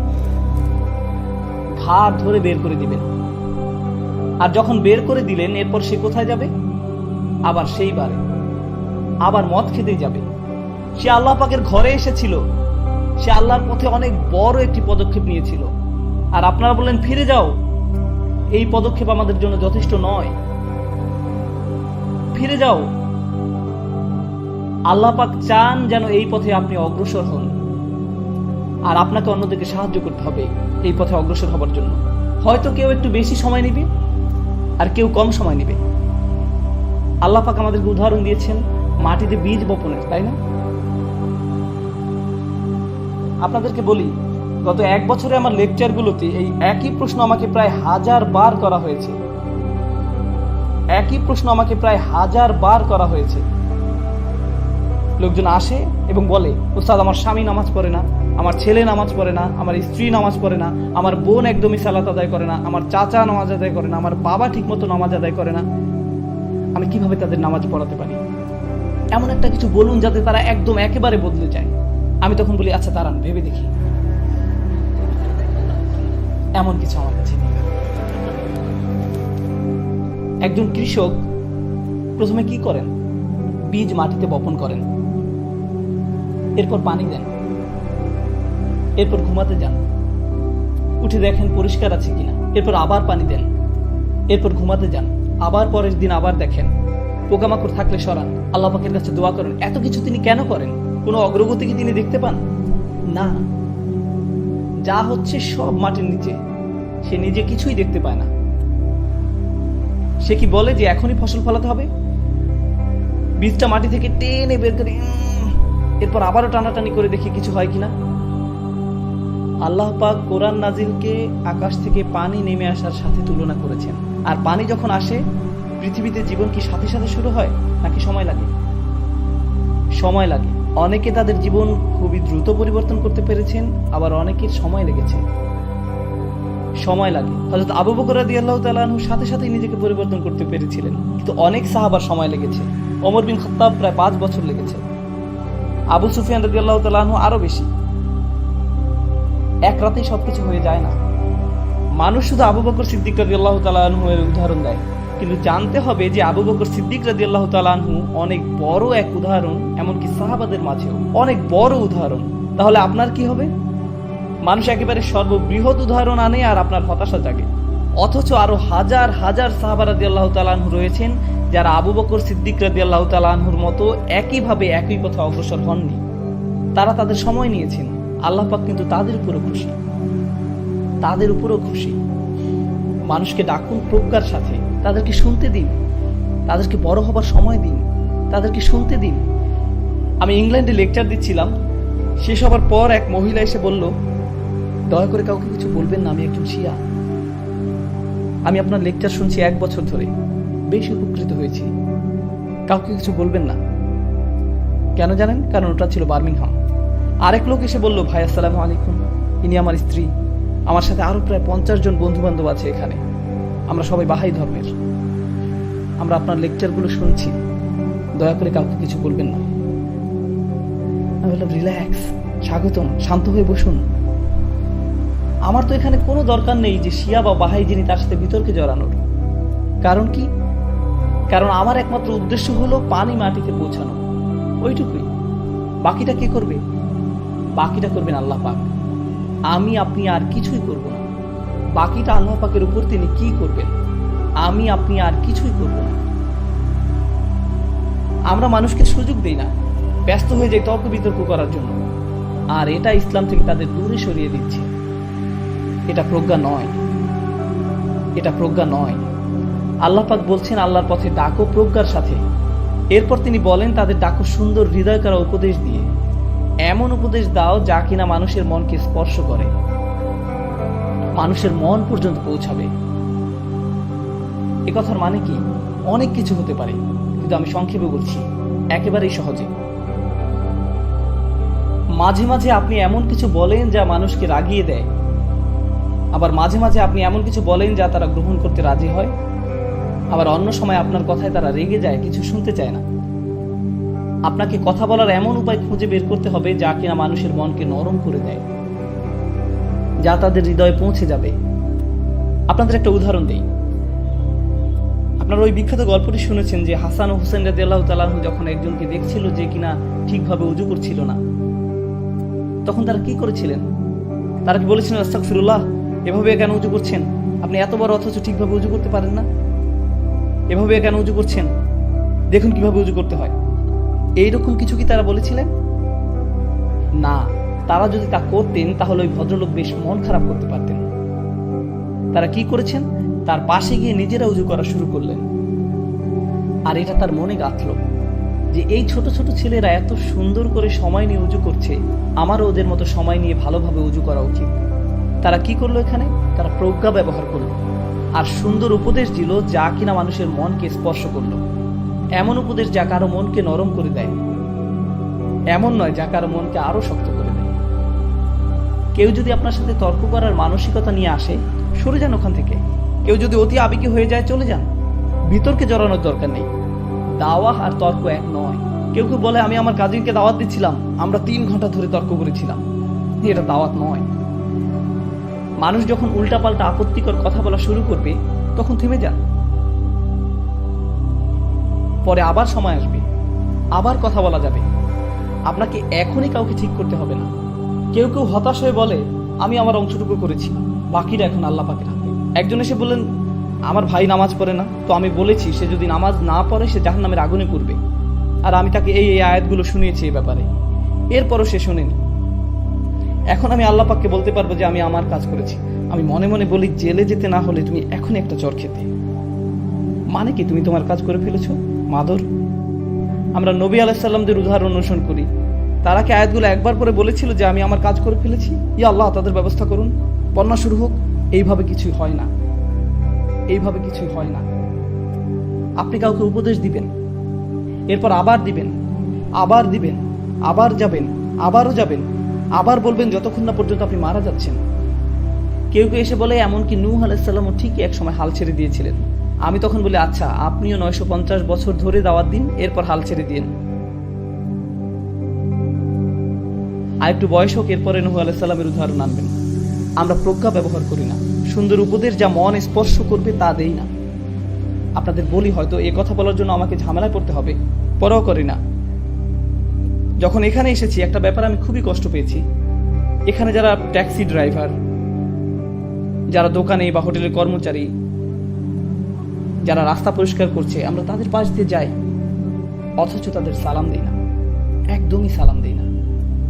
রাসূলুল্লাহ সাল্লাল্লাহু আলাইহি সাল্লাম বলেছেন, আল কাসিবু হাবিবুল্লাহ, আল কাসিবু হাবিবুল্লাহ, আল্লাহ তাকে ভালোবাসেন যে কিনা কষ্ট করে তার টাকা উপার্জন করে। তো ওই পাঠান লোকটি যে কিনা সারাদিন নান বানাচ্ছে, তার পরনের কাপড় যা সাদা ছিল এখন বাদামি হয়ে গেছে, সে আপনার পাশ দিয়ে গেল আর আপনি মুখ বাঁকিয়ে বললেন এরা এখানে কি করছে? না না না না না, আল কাসিব হাবিবুল্লাহ, তারা অন্তত আপনার সালাম পাওয়ার তো যোগ্য, তারা অন্তত আপনার সালাম পাওয়ার তো যোগ্য।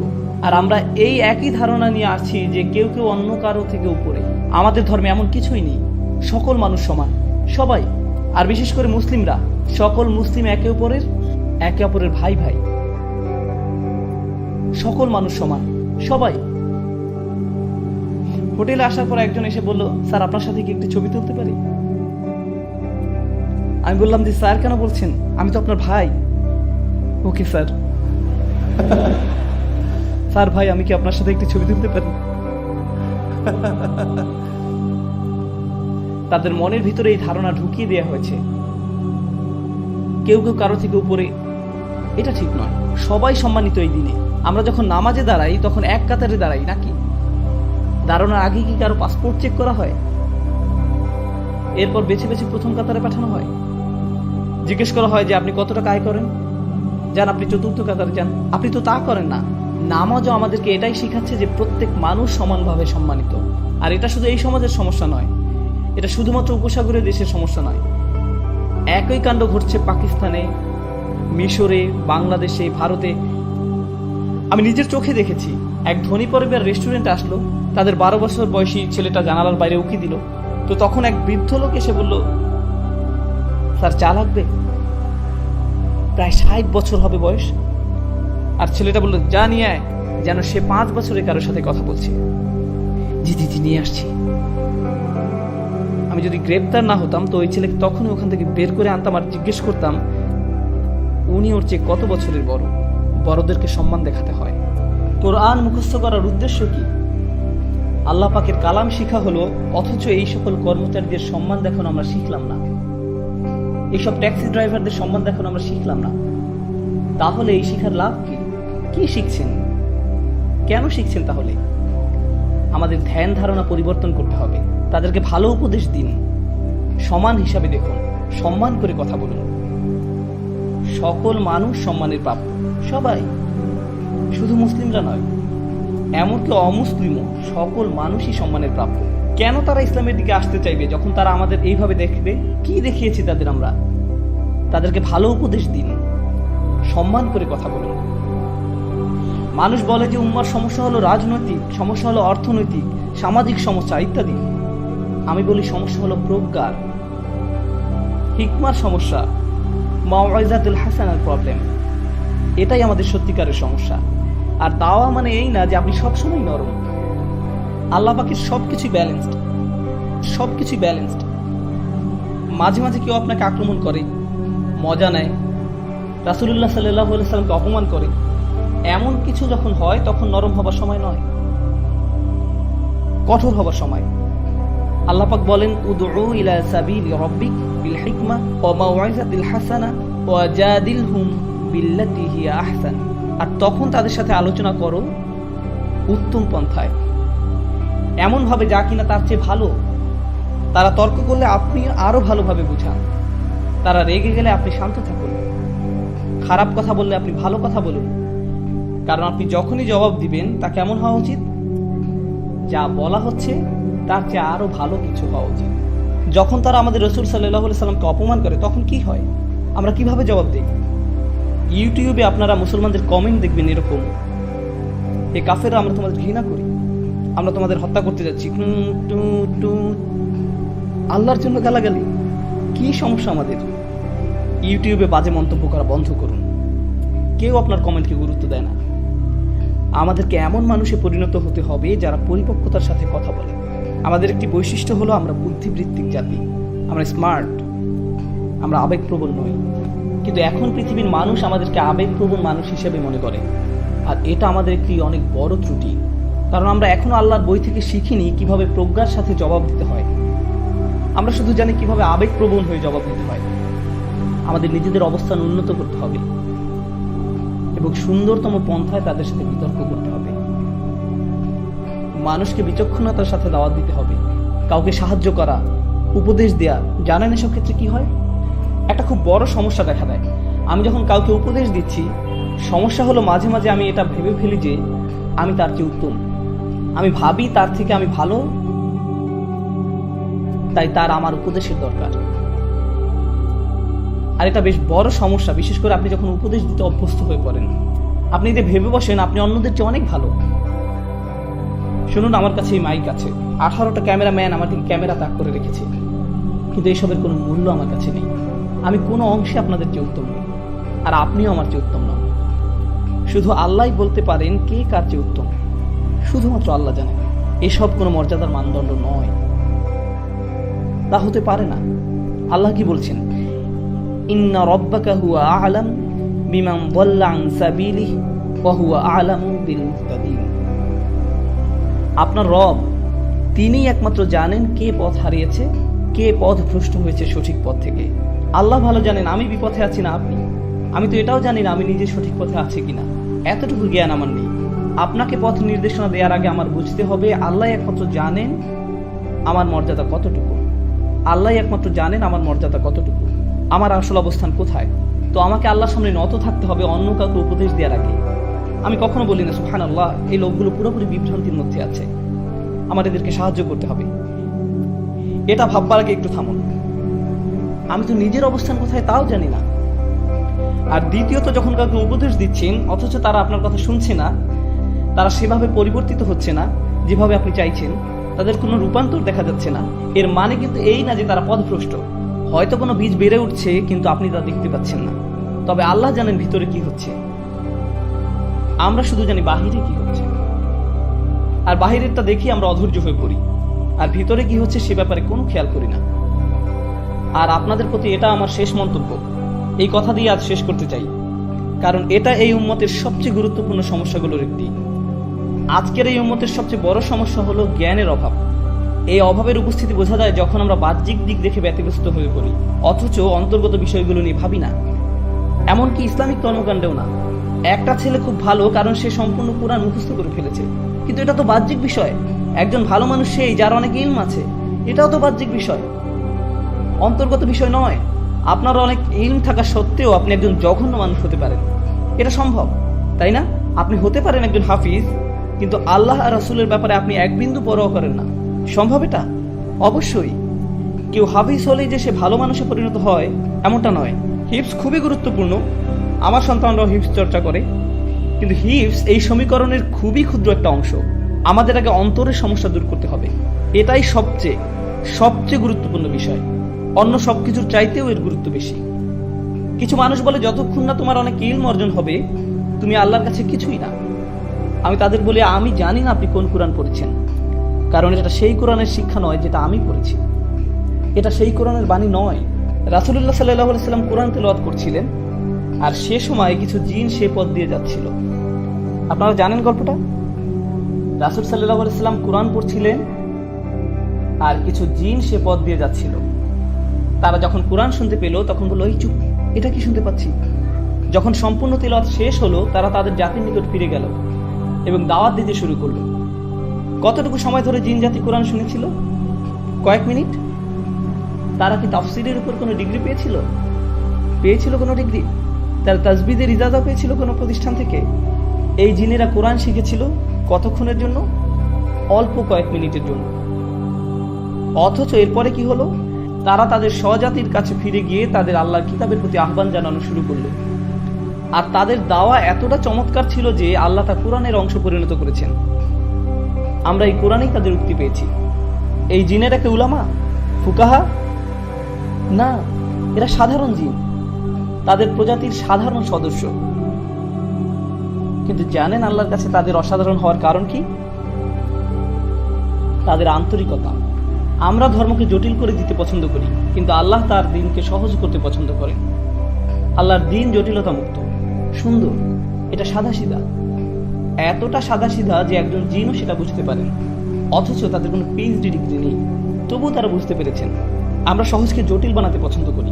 আমরা ইসলামের সবকিছু শিখতে চাই জটিল উপায়ে, আর আল্লাহ তা শিখাতে চান সহজ সরল উপায়ে। এটাই আল্লাহর প্রজ্ঞা, সহজ করে দেয়া। আমরা জটিলতা তৈরি করি। কেউ কোরআন পড়ছে আর আমরা তাকে গিয়ে জিজ্ঞেস করি, আপনি কোথা থেকে ইজাজা পেয়েছেন? এটা কি হাফস আল আসিম নাকি ওয়ার্শ? আপনার তো কলকলা আরো লম্বা হওয়া উচিত ছিল। মাথ ঠিক করতে হবে। এরপর আপনি 3 বছর অতিবাহিত করবেন তাজবিদ শিখতে, অন্য সব কিছু বাদ দিয়ে। আপনি এই শিক্ষাকে কঠিন করেছেন। অতীতে কখনোই এমনটা হতো না, কখনোই না। আমরা দিন শিক্ষা কঠিন করে ফেলেছি। কেউ এসে বললো, আমি একজন মুসলিম। তাই নাকি? আপনি মুসলিম? আপনার আকিদা কি? আমার আকিদা, আমি একজন মুসলিম। কিন্তু আপনি কি বিশ্বাস করেন? লা ইলাহা ইল্লাল্লাহ। না মানে আকিদার উপর কোন বইটা পড়েছেন? আমি তো কোনো আকিদার বই পড়িনি, আমি কেবল জানি আল্লাহ এক সত্তা। না ভাই, আপনার আকিদা শিখতে হবে, আপনাকে এর গভীরে যেতে হবে, গভীরভাবে বুঝতে হবে। থামুন, কিছুটা পিছের দিকে ফিরে যাই। ইব্রাহিম আলাইহিসসালাম, কুরআনে তার ব্যাপারে কি বলছে শুনুন। তা কি কঠিন নাকি সহজ? সহজ। অথচ আমরা কি পছন্দ করি? সবচেয়ে সহজ জিনিসটাকে কঠিন করে দেয়া। আমরা এটা করতে খুবই ভালোবাসি। আমি বলছি না যে আকীদা পড়বেন না। যারা তালাবুল ইলম, যারা মুতামাইয়িজ হবেন, যারা এইসব ক্ষেত্রে শিক্ষার্থী হবেন, অবশ্যই আপনারা এসব করবেন। কিন্তু সাধারণ মানুষদের ছেড়ে দিন, তাদের জন্য এসব সহজ করে দিন। কারণ ইব্রাহিম আলাইহিসসালাম দিনকে সহজ রেখেছিলেন, সালিহ আলাইহিসসালাম সহজ রেখেছিলেন, ঈসা আলাইহিসসালাম সহজ রেখেছিলেন আল্লাহর প্রেরিত মানবতার শ্রেষ্ঠ শিক্ষক, সবচাইতে সেরা শিক্ষক আমাদের নবীগণ। আর তাদের শ্রেষ্ঠ কথাগুলোই কোরআনে স্থান পেয়েছে। আপনি ঈমান শিক্ষা দেওয়ার জন্য আল্লাহর বইয়ের চেয়ে ভালো বই পাবেন না, তা সম্ভব নয়। অথচ আল্লাহ ইসলামকে সহজ রেখেছেন আর আমরা কঠিন করে ফেলেছি। আল্লাহে আমরা তা করি। আমরা মানুষের প্রতি নির্দয়, অথচ আল্লাহ ক্ষমাশীল। একদম শেষে আমি যে ধারণা শেয়ার করতে চাই তা হলো, আমাদের কোনো ভারসাম্য নেই। আমরা যেভাবে ইসলামকে মানুষের সামনে তুলে ধরি, এতে করে মুসলিমদের জন্য ইসলাম পালন করা কষ্টকর হয়ে দাঁড়িয়েছে। অনেক মুসলিমের ধারণা তারা সব কাজে আল্লাহর অবাধ্যতা করছে, আর আল্লাহ শুধু তাদের শাস্তি দিবেন। আল্লাহ সব সময় তাদের উপর রেগে আছেন। অথচ আল্লাহ নিজেই বলছেন, মা ইয়াফআলুল্লাহু বিআযাবিকুম। আল্লাহ তোমাদের শাস্তি দিয়ে কি করবেন? আল্লাহ আপনাদের শাস্তি দিতে চান না। আমাদের আবার এই দিনের রহমতের কথা প্রচার করতে হবে, এই কিতাবের রহমতের বাণী প্রচার করতে হবে, এই বৃষ্টির বর্ষণ হতে হবে। আবার বৃষ্টি আল্লাহ রহমতের এক নিদর্শন, তাই না? তাই কোরআন আল্লাহর প্রেরিত রহমত। শেষ বক্তব্য, কোরআন কিভাবে আমাদের জন্য রহমত সে ব্যাপারে কিছু বলি। কোরআন কিভাবে আমাদের জন্য রহমত সে ব্যাপারে কিছু বলি। আমি কাতারে সূরা আর রহমান নিয়ে কথা বলেছিলাম। এখানে শুধু একটা জিনিস শেয়ার করব, শুধু একটা বিষয়। আজকে ফিরে যাওয়ার সময় এই কথাটা ভাবতে থাকুন। সূরা আর রহমান শুরু হয়েছে আর রহমান দিয়ে। এটা আল্লাহর খুবই সুন্দর একটা নাম, তাই না? এটা আল্লাহর সেই নাম যাতে ভালোবাসা আছে, যাতে স্নেহ আছে।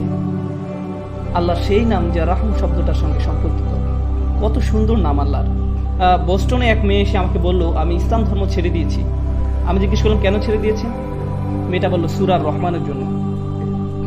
আমি বললাম, কেন? সূরা রহমান আপনার কি ক্ষতি করেছে?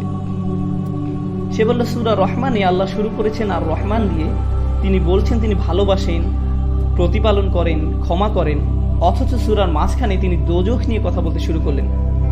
কিভাবে মানুষ সেখানে পড়তে থাকবে, কিভাবে মানুষকে টর্চার করা হবে, কিভাবে আল্লাহ যিনি কিনা ভালোবাসাপূর্ণ রহমতদাতা, তিনি কিভাবে মানুষকে টর্চার করেন, তিনি কিভাবে এটা করতে পারেন। আর আমার তার সাথে দীর্ঘ কথোপকথন হয়েছে এই নিয়ে। আমি শুধু একটা কথা বলতে চাই, সূরা রহমানে জাহান্নামের যে বর্ণনা দেয়া হয়েছে তার সম্পূর্ণ কোরআনের সবচেয়ে ভয়ঙ্কর বর্ণনাগুলোর একটি। এই বর্ণনা রেটেড, এতে থাকা গ্রাফিক শব্দের কারণে এবং অত্যাধিক ভয়ঙ্কর বিষয়বস্তুর জন্য। আপনি শুনতে পাবেন এখানে জীবন্ত মানুষকে গরম পানিতে ফুটানো হচ্ছে। যখন তাদের ফুটানো হচ্ছে, তারা অন্য পাশে থাকা আগুনের দিকে তাকিয়ে বলবে, বোধহয় আগুনে পোড়া এর থেকে ভালো। তারা ফুটানো পানি থেকে পালিয়ে আগুনের কাছে যাবে। আগুন তাদের পুড়িয়ে ফেলে তারা ফুটন্ত পানির দিকে তাকিয়ে বলবে, না, আমি ফুটন্ত পানিতে যাব। ও আল্লাহ, কি ভয়ঙ্কর! এই বর্ণনা শুনে আপনি কি ভয় পেয়েছেন, ভীত হয়েছেন একটু? কারণ আমি শুনে যথেষ্ট ভীত হয়েছি। আর যেই মাত্র আপনি ভয় পেলেন, আল্লাহ কি বলছেন? ওয়ালিমান খাফা মাকামা রাব্বিহি জান্নাতান। যে তার রবের সামনে দাঁড়াতে ভয় করলো তাকে 2টি জান্নাত দেয়া হবে। আপনাকে ভয় দেখানোর মূল উদ্দেশ্য ছিল নিশ্চিতভাবে আপনাকে জান্নাত প্রদান করা। এটাই ছিল মূল উদ্দেশ্য। তিনি আপনাকে ভয় দেখালেন আর তারপর বললেন, ভয় পেয়েছো? আচ্ছা, তোমার জন্য 2টি জান্নাত। সুবহানাল্লাহ। যখন তিনি আপনাকে ভয় দেখান, এর বদলে ভালো কিছু উপহার দিলেন। আল্লাহ হলেন এমন, কিন্তু আমরা এমন না। আমরা শুধু মানুষকে ভয় দেখাতে ভালোবাসি, মানুষকে নেতিবাচক কথা বলতে পছন্দ করি। এই সময়টা এই উম্মতের জন্য এক বিষণ্ণ সময়। এই উম্মতের এখন প্রয়োজন ইতিবাচক বার্তা, আর এর জন্য আল্লাহর কিতাবের যে ভালো বার্তা নেই। যা শুরু হয়েছে আলহামদুলিল্লাহ বলে। এই শব্দ আলহামদুলিল্লাহ এর মানে হলো আমরা আল্লাহর প্রতি কৃতজ্ঞ, আমরা আল্লাহর সমাদর করি সবকিছুর জন্য। সময় যতই খারাপ থাকুক না কেন আমরা ইতিবাচক থাকবো, কারণ প্রত্যেক নামাজ আমরা শুরু করি আলহামদুলিল্লাহ বলে, যার মানে হলো আমাদের অবশ্যই ইতিবাচক হতে হবে। আমরা বিষণ্ণ হলে চলবে না, নেতিবাচক হলে চলবে না, রাগান্বিত হলে চলবে না, জাজমেন্টাল হলে চলবে না। আমাদের কৃতজ্ঞ এবং ইতিবাচক হতে হবে। এটাই আল্লাহর কিতাবের বার্তা। আমাদের এই জ্ঞানকে মনে ধারণ করতে হবে। আমি দোয়া করি আল্লাহ আজ্জা ওয়া জাল্লা আমাদের উপকৃত হওয়ার এবং অন্যদের উপকার করার ক্ষমতা দিন তার কিতাবের প্রজ্ঞা হতে। আর আমি দোয়া করি যেন আল্লাহ সকলকে এই যোগ্যতা দিক, যাতে আমরা অন্যদের জন্য দৃষ্টান্ত হতে পারি এই কিতাবের বাণী তুলে ধরার ক্ষেত্রে, নবী সাল্লাল্লাহু আলাইহি সাল্লামের রেখে যাওয়া সুন্নাত প্রতিষ্ঠার ক্ষেত্রে। সবশেষে আমি একটা অ্যানাউন্সমেন্ট করতে চাই, এটা বলেই এই সন্ধ্যার আলোচনা শেষ করব ইনশাআল্লাহ। অ্যানাউন্সমেন্টটা হলো, আপনাদের মাঝে যারা আমার সাথে কোরআন শিক্ষার ব্যাপারে আগ্রহী, আমি দুবাই সহজে আসতে পারবো না, আমি সহজে খালিজ আসতে পারবো না, আমি আমার বাচ্চাদের খুব মিস করি। আর আমার অনেকগুলো বাচ্চা, 6 জন, এটা অনেক। আমি জানি এখানে কেউ কেউ ভাবছে হ্যাঁ আমার তো 12টা আছে, তবে আমার জন্য 6টা অনেক। আর আমেরিকাতে এটা বিশাল সংখ্যা। আমরা সবাই পার্কে গেলে মানুষ বলে সবগুলো আপনার বাচ্চা? হ্যাঁ সবগুলোই আমার। আপনার তো একা একটা গোষ্ঠী। আমি বলে হ্যাঁ আমার ভাই। তো আমি আমার সন্তানদের খুব মিস করি, তাই বাসায় থাকতে চাই, আমি বাসায় থেকেই কাজ করতে চাই। তবে এর মানে এই না যে আমি আপনাদের কোনো উপকারে আসবো না। আপনি যদি আমার কোনো কাজ থেকে উপকার পেয়ে থাকেন, তা সম্ভব হয়েছে কারণ বেশিরভাগ জিনিসই যা আপনি আমাকে করতে দেখেছেন তা এখানে হয়নি। আমি কাজটা করেছি টেক্সাসে বসে, আর সেখান থেকে আপনাদের দ্বারে পৌঁছাতে চেষ্টা করেছি। আমি এটাই করতে চেয়েছি। আমি 2টি কোর্সের কথা বলবো, বিশেষ করে এখানে থাকা তরুণদের জন্য আমি 2টা কোর্সের সুপারিশ করব। আপনি যদি আমার কাছে এই 2টি কোর্স স্টাডি করেন, তাহলে এটা আপনার কোরআন বোঝার ক্ষেত্রে একটা সুন্দর সূচনা তৈরি করে দিবে। শুধু এই 2টি কোর্স। প্রথম কোর্সটা হলো ডিভাইন স্পিচ। এটা ইউটিউবে নেই, ইউটিউবে 1-2টা ভিডিও থাকতে পারে এই সম্বন্ধে, তবে সম্পূর্ণ কোর্সের নাম ডিভাইন স্পিচ। দ্বিতীয় কোর্স হলো কোরআন ফর ইয়াং অ্যাডাল্টস। প্রথম কোর্স কি ছিল? Divine speech. দ্বিতীয় course Quran for young adults. আমি এই 2টি কোর্স করার পরামর্শ দিচ্ছি, বিশেষ করে এখানে অল্প বয়স্ক যারা আছে তাদেরকে। যেসব পরিবারে যাদের বাচ্চা 10-12 বছর বয়সের, তারা এই 2টি কোর্সই শুরু করতে পারবে। পরিবারের সকলে মিলে কোর্সটা করুন, একটা মজবুত ভিত তৈরি করে দেবে কোরআন শিক্ষায় প্রবেশের আগে ইনশাআল্লাহ। কারণ আপনার একটা ছোটখাটো সূচনা দরকার গভীরে যাওয়ার আগে। এটাই হলো ডিভাইন স্পিচ আর কোরআন ফর ইয়াং অ্যাডাল্টস এর উদ্দেশ্য। আমি একটু বলে দিই ডিভাইন স্পিচে কি নিয়ে কথা বলা হয়। মানুষ জিজ্ঞেস করে আল্লাহ কোরআনে নিজেকে আমরা বলে সম্বোধন করেন কেন? জিজ্ঞেস করে কোরআনের সূরাগুলো ভিন্ন ভিন্ন অর্ডারে সাজানো কেন? জিজ্ঞেস করে কোরআনের বিষয়বস্তু ঘন ঘন পরিবর্তিত হয়ে যায় কেন? সবাই যখন এসব প্রশ্ন করে, আমি সকল প্রশ্নকে একত্রিত করে সবগুলোর উত্তর দেওয়ার চেষ্টা করেছি, যাতে আপনার আরও ভালো ধারণা সৃষ্টি হয় যখন আপনি কোরআন পড়ছেন এই বইয়ের বিশেষত্ব নিয়ে, এবং যাতে সঠিকভাবে মূল্যায়ন করতে পারেন। এই 2টি কোর্স অনলাইনে পাবেন। আপনি যদি বাইয়ানার বানান না জেনে থাকেন, তবে ইস্তেগফার করুন, 2 রাকাত নামাজ পড়ুন, এরপর উট কুরবানি দিন। ঠিক আছে? বাইয়ানা.tv-তে যাবেন, তাহলে ইনশাআল্লাহ এই 2টি কোর্সে অংশগ্রহণ করতে পারবেন। বাইয়ানা